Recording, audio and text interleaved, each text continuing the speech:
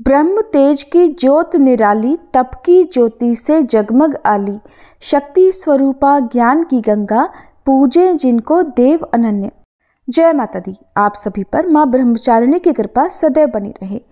नवरात्रि के द्वितीय दिवस पर हम वंदन करते हैं माँ ब्रह्मचारिणी का, जिनकी तपस्या और संयम की शक्ति समस्त जगत को प्रेरणा देती है। वे सच्चे ज्ञान, धैर्य और आत्म संयम का प्रतीक हैं। इनकी कृपा से साधक को अटूट विश्वास और साधना की दृढ़ता प्राप्त होती है। आइए श्रोताओं, सुनते हैं माँ ब्रह्मचारिणी की पावन कथा। ये माँ दुर्गा का दूसरा स्वरूप है, जो तपस्या, संयम और साधना का प्रतीक है। ब्रह्म का अर्थ है तपस्या और ज्ञान, जबकि चारिणी का अर्थ है आचरण करने वाली। इसलिए माँ ब्रह्मचारिणी वह देवी हैं जो तप और साधना के मार्ग पर अग्रसर रहने वाली हैं। पुराणों के अनुसार यह स्वरूप माता पार्वती का ही है, जब उन्होंने भगवान शिव को पति रूप में प्राप्त करने के लिए कठोर तप किया था। माँ ब्रह्मचारिणी के दाएं हाथ में जप माला और बाएं हाथ में कमंडल होता है, जो तपस्विनी स्वरूप का प्रतीक है। उनका तेजस्वी और शांत मुखमंडल साधकों को संयम और तपस्या की प्रेरणा देता है। माँ ब्रह्मचारिणी का स्वरूप त्याग और कठिन तपस्या का परिचायक है। माता पार्वती ने भगवान शिव को पति रूप में प्राप्त करने के लिए कई वर्षों तक घोर तप किया। प्रारंभ में वे केवल फल फूल खाकर तपस्या करती रहीं, फिर कई वर्षों तक केवल पत्तों पर जीवन यापन किया। इसके बाद उन्होंने अन्न और जल का भी त्याग कर दिया और कठोर व्रत धारण किए। माँ की यह तपस्या हजारों वर्षों तक चली, जिससे सभी देवता, ऋषि मुनि और स्वयं ब्रह्मा जी भी प्रभावित हुए। उनकी इस कठोर साधना के कारण उन्हें ब्रह्मचारिणी नाम से जाना गया। बाल्यकाल से ही माता पार्वती भगवान शिव को अपना पति मानती थी। जब नारद मुनि ने उन्हें बताया कि पूर्व जन्म में वे सती थीं और शिव जी को पुनः प्राप्त करने के लिए अब उन्हें कठोर तपस्या करनी होगी, तब माता ने संकल्प लिया कि वे हर कठिनाई सहकर भी अपने आराध्य शिव को पति रूप में प्राप्त करेंगी। फिर उन्होंने अपने राजसी सुखों का त्याग कर वन में जाकर कठिन तपस्या आरंभ की। यह संकल्प उनकी अद्वितीय आस्था और समर्पण का प्रतीक था। माता ब्रह्मचारिणी की कठोर तपस्या देखकर देवता भी आश्चर्यचकित थे। उनकी आराधना इतनी प्रचंड थी कि समस्त लोकों में ऊर्जा का संचार होने लगा। देवताओं ने भगवान विष्णु से अनुरोध किया कि वे माता पार्वती की परीक्षा लें। भगवान विष्णु ने स्वयं उनके धैर्य और समर्पण की परीक्षा ली और अंततः सभी देवताओं ने उन्हें आशीर्वाद दिया कि वे अपने तप से भगवान शिव को प्राप्त करेंगी। जब माता पार्वती ने भगवान शिव को पति रूप में पाने का विचार किया, तब नारद मुनि ने उन्हें तपस्या का मार्ग बतलाया। उन्होंने कहा कि कठोर तप और संयम के बिना भगवान शिव को प्राप्त करना कठिन होगा। नारद मुनि के उपदेश को सुनकर माता ने वन में जाकर अपनी घोर तपस्या आरंभ कर दी। उन्होंने कठिन व्रत धारण किए और योगियों के समान कठोर जीवन अपनाया। माँ की तपस्या इतनी कठिन थी कि संपूर्ण प्रकृति भी प्रभावित हो गई। वृक्षों ने फल फूल देने बंद कर दिए, नदियाँ सूखने लगीं और स्वयं देवता भी चिंतित हो उठे। धरती पर संतुलन बनाए रखने के लिए देवताओं ने भगवान शिव से आग्रह किया कि वे माता की तपस्या को स्वीकार करें। माता की कठोर तपस्या से प्रसन्न होकर भगवान शिव उनके समर्पण से प्रभावित हुए। उन्होंने माता ब्रह्मचारिणी को वरदान दिया कि वे ही उनके पति बनेंगे। भगवान शिव के दर्शन पाकर माता का तप सफल हुआ और वे गौरी रूप में पुनः राजमहल लौट आई। आगे चलकर भगवान शिव और माता पार्वती जी का विवाह संपन्न हुआ। माँ ब्रह्मचारिणी की पूजा करने से भक्तों को संयम, धैर्य और तप की शक्ति प्राप्त होती है। उनकी कृपा से साधक को हर संकट में साहस और आत्मविश्वास प्राप्त होता है। ऐसा माना जाता है कि जो भक्त सच्चे मन से माँ ब्रह्मचारिणी की उपासना करता है, उसे सफलता, वैवाहिक सुख और मोक्ष का आशीर्वाद प्राप्त होता है। माँ ब्रह्मचारिणी हमें धैर्य और तपस्या का महत्व सिखाती हैं। उनकी कथा से ये शिक्षा मिलती है कि किसी भी लक्ष्य को प्राप्त करने के लिए अटूट संकल्प और कठिन परिश्रम आवश्यक है। वे संदेश देती हैं कि सच्चे मन से की गई भक्ति और साधना कभी व्यर्थ नहीं जाती, अतः उसका शुभ फल अवश्य प्राप्त होता है। नवरात्रि के दूसरे दिन प्रातःकाल स्नान कर साफ स्वच्छ वस्त्र धारण करें। माँ ब्रह्मचारिणी की प्रतिमा या चित्र के सामने दीप जलाएं, उन्हें सफ़ेद पुष्प अर्पित करें और पंचामृत से अभिषेक करें। ओम ऐं सरस्वती नमः मंत्र या फिर ओम ब्रह्मचारिण्ये नमः मंत्र का जाप करें। माता को फल, दूध और मिश्री का भोग लगाकर आरती उतारें। ब्राह्मणों को या कन्याओं को भोजन कराकर प्रसाद वितरित करें। माँ ब्रह्मचारिणी की कृपा से साधक को अटूट विश्वास, दृढ़ संकल्प और आत्मशक्ति प्राप्त होती है। उनकी आराधना से मन को शांति और आध्यात्मिक ऊर्जा मिलती है। आइए प्रिय श्रोताओं, माँ ब्रह्मचारिणी की कथा का समापन करने से पहले हम सभी महिषासुर मर्दिनी स्तोत्र का हिंदी अनुवाद सुने। हे हिमालय राज की पुत्री, हे गिरिजा देवी, विश्व को आनंदित करने वाली देवी, नंदीगणों द्वारा पूजित, गिरिश्रेष्ठ विंध्याचल के शिखर पर निवास करने वाली देवी, अपनी लीला से भगवान श्री विष्णु को प्रसन्न करने वाली, इंद्रदेव के द्वारा नमस्कृत, भगवान नीलकंठ की पत्नी, विश्व में विशाल कुटुंब वाली और विश्व को संपन्नता देने वाली, हे महिषासुर का मर्दन करने वाली भगवती, अपने बालों की लता से आकर्षित करने वाली पर्वत की पुत्री, आपकी जय हो, जय हो, जय हो। देवों को वरदान देने वाली, दुर्धर और दुर्मुख असुरों को मारने वाली और स्वयं में ही हर्षित रहने वाली, तीनों लोकों का पोषण करने वाली, शंकर जी को संतुष्ट करने वाली, पापों को हरने वाली और घोर गर्जना करने वाली, दानवों पर क्रोध करने वाली, अहंकारियों के घमंड को सुखा देने वाली, समुद्र की पुत्री, हे महिषासुर का मर्दन करने वाली, अपने बालों की लता से आकर्षित करने वाली पर्वत की पुत्री, आपकी जय हो, जय हो, जय हो। हे जगत माता, हे मेरी माँ, प्रेम से कदम्ब के वन में वास करने वाली, हास्य भाव में रहने वाली, हिमालय के शिखर पर स्थित, अपने भवन में विराजित, मधु की तरह मधुर, मधु कैटभ का मद नष्ट करने वाली, महिष को विदीर्ण करने वाली, सदा युद्ध में लिप्त रहने वाली, हे महिषासुर का मर्दन करने वाली, अपने बालों की लता से आकर्षित करने वाली पर्वत की पुत्री, आपकी जय हो, जय हो, जय हो। शत्रुओं के हाथियों की सूंड काटने वाली और उनके 100 टुकड़े करने वाली, जिनका सिंह शत्रुओं के हाथियों के सर अलग अलग टुकड़े कर देता है, अपनी भुजाओं के अस्त्रों से चंड और मुंड के शीश काटने वाली, हे महिषासुर का मर्दन करने वाली और अपने बालों की लता से आकर्षित करने वाली पर्वत की पुत्री, आपकी जय हो, जय हो, जय हो।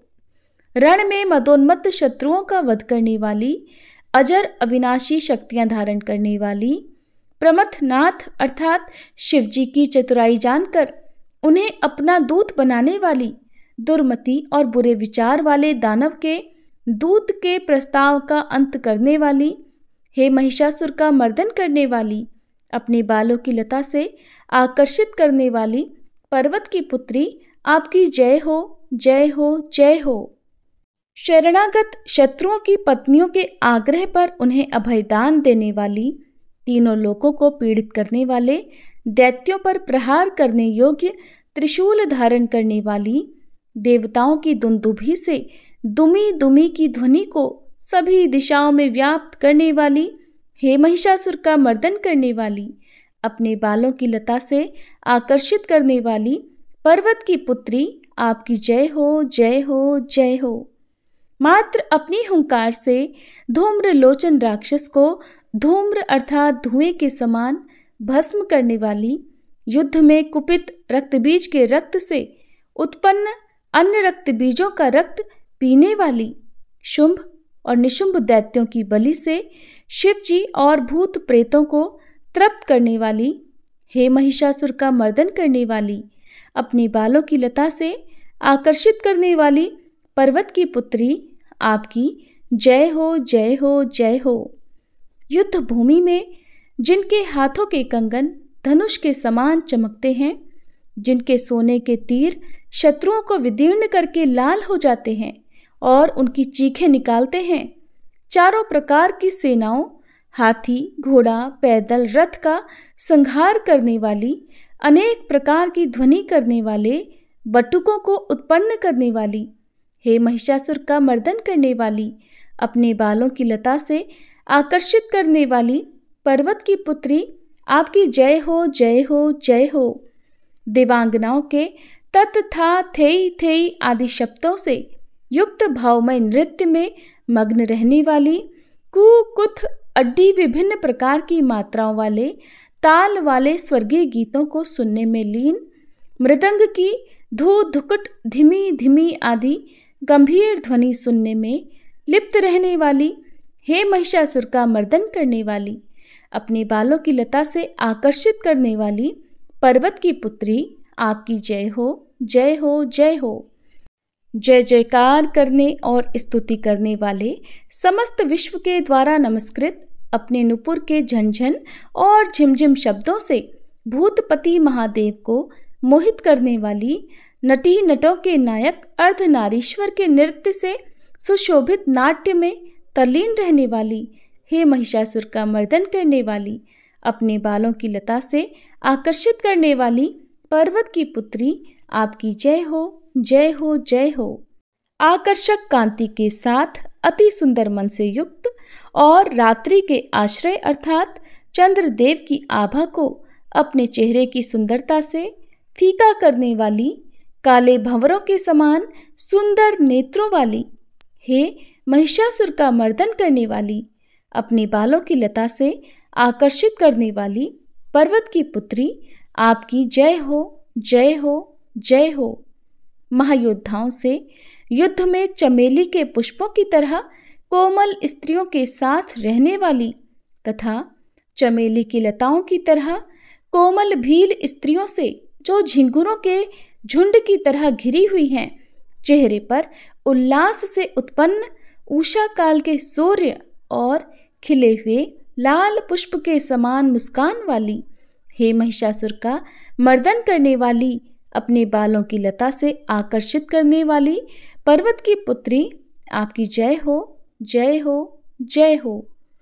जिसके कानों से लगातार मद बहता रहता है, उस हाथी के समान उत्तेजित, हे गजेश्वरी, तीनों लोकों के आभूषण, रूप, सौंदर्य, शक्ति और कलाओं से सुशोभित, हे राजपुत्री, सुंदर मुस्कान वाली स्त्रियों को पाने के लिए मन में मोह उत्पन्न करने वाली मनमथ की पुत्री के समान, हे महिषासुर का मर्दन करने वाली, अपने बालों की लता से आकर्षित करने वाली पर्वत की पुत्री, आपकी जय हो, जय हो, जय हो।